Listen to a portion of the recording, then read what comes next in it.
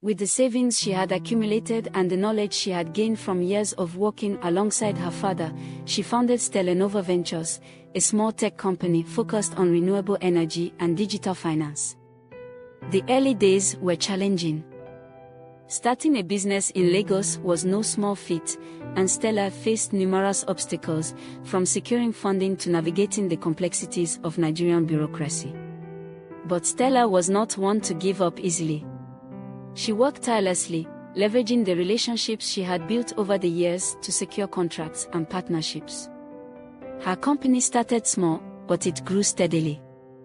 Stella's innovative approach to business, combined with her deep understanding of the African market, allowed her to tap into industries that were poised for growth. She focused on clean energy solutions, providing affordable solar power to rural communities, and she invested in fintech startups that were revolutionizing how Africans accessed financial services. As the years passed, STELLA Ventures grew from a small startup into one of the most successful companies in Nigeria. Stella became a prominent figure in the business world, known for her intelligence, her integrity, and her visionary leadership. She was invited to speak at conferences, featured in business magazines, and sought after by investors from around the world. But despite her success, she never forgot the betrayal she had suffered at the hands of the Skytech Group board. While Stella's new company, STELLA Ventures, was rapidly rising in both influence and profitability, Skytech Group, the empire her father had built, was on a downward spiral. The board members who had voted Stella out quickly realized that running the company without the founder's guidance, or the secret to his success, was far more difficult than they had anticipated. Chief Adewale, who had taken over as CEO after ousting Stella, was a man of traditional business strategies. He believed in cutting costs, laying off staff, and streamlining operations to maximize short-term profits. What Chief Adewale and the other executives failed to understand, however, was that the foundation of Skytech Group was built on relationships. Chief Obi's clients had remained loyal to him not because of contracts or bottom-line incentives, but because of the deep personal trust he had cultivated over the years. These relationships were the lifeblood of the business, and Stella, having worked closely with her father, understood this better than anyone. The executives, on the other hand, saw the business only as numbers on a balance sheet. They cut corners, renegotiated deals, and alienated key partners who had once been the company's greatest allies. As time went on, the consequences of their mismanagement began to show. Contracts were lost, major clients began to pull out, and revenue streams that had once flowed steadily started to dry up. Skytech's market share plummeted, and with it, so did its stock value. The company's reputation, once sterling under Chief Obi's leadership, was now tarnished by reports of internal conflict, poor management, and a disengaged workforce. Even the employees who had once been proud to work for the company began to leave, seeking better opportunities elsewhere. Within 5 years of Chief Obi's death, Skytech Group was struggling to stay afloat. The company's debt was mounting, and the board had no idea how to reverse the downward trajectory. The executives tried to cover up their failure, but soon, the truth became impossible to hide. Banks started to withdraw their credit lines, and investors began to lose confidence. The company that had once been a cornerstone of Nigeria's economy was now on the brink of bankruptcy. Stella had been watching these developments from afar. Despite the betrayal she had suffered, she still cared deeply about her father's legacy. But she had no intention of intervening until the moment was right. She knew that Skytech Group was crumbling, and she also knew that the board members were too proud to ask for help, especially from her. However, when news broke that the company was seeking buyers to stave off bankruptcy, Stella knew it was time to make her move. By now, STELLA Ventures was a massive success.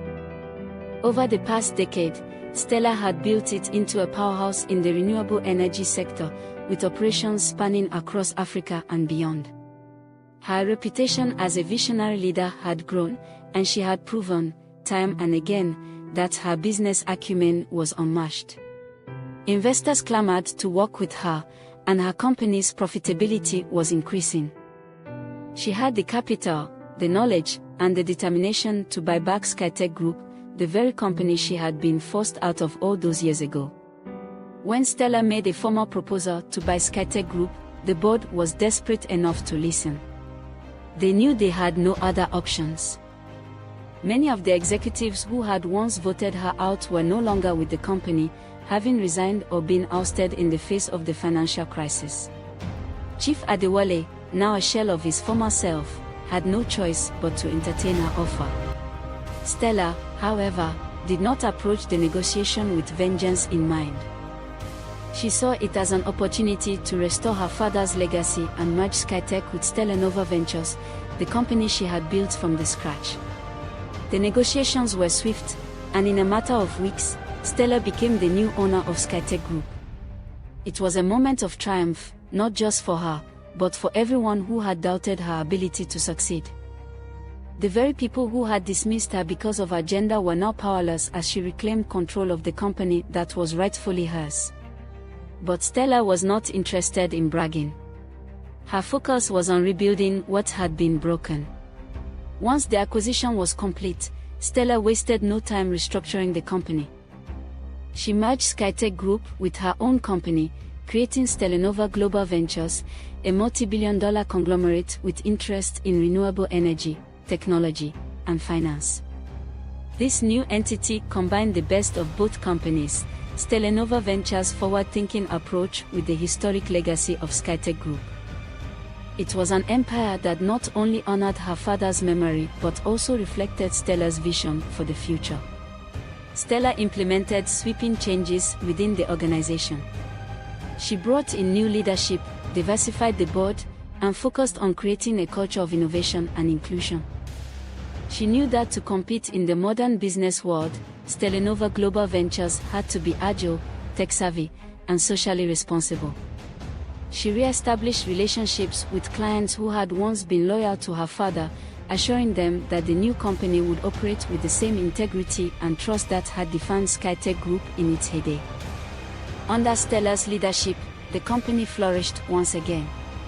Within a few years, STELLA Global Ventures became one of the most successful conglomerates in Africa, leading the way in renewable energy projects across the continent, as well as in digital finance solutions that were transforming how Africans access banking render services. The company's success was not just measured in profits but in its positive impact on the communities it served.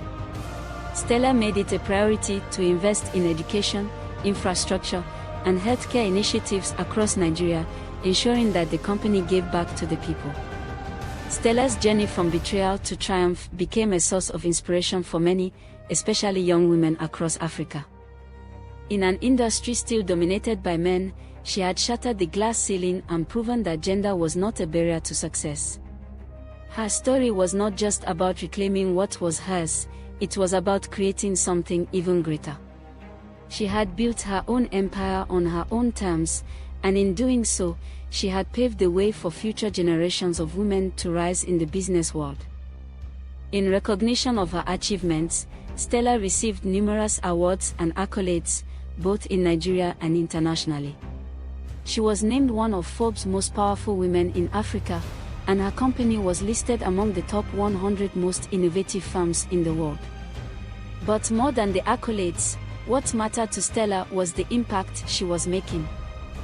She used her platform to advocate for gender equality in the workplace, launching mentorship programs for young women and funding scholarships for girls interested in studying business and technology.